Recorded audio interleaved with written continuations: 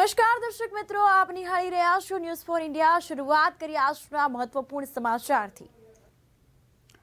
તો વડનગરની વાત કરવામાં આવે તો વડનગરમાં આંતરરાષ્ટ્રીય પતંગ મહોત્સવનો પ્રારંભ કરવામાં આવ્યો છે।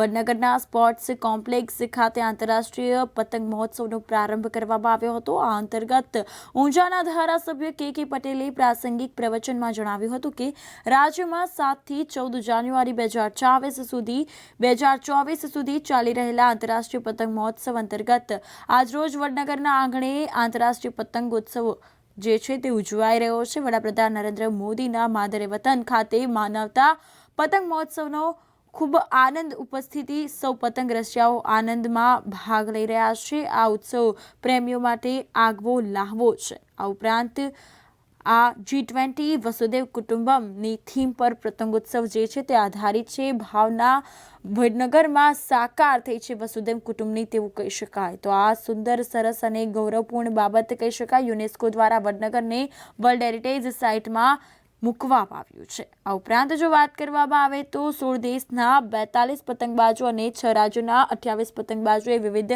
અને પ્રાસંગિક પતંગ ઉડાવીને મહોત્સવમાં ભાગ લીધો હતો।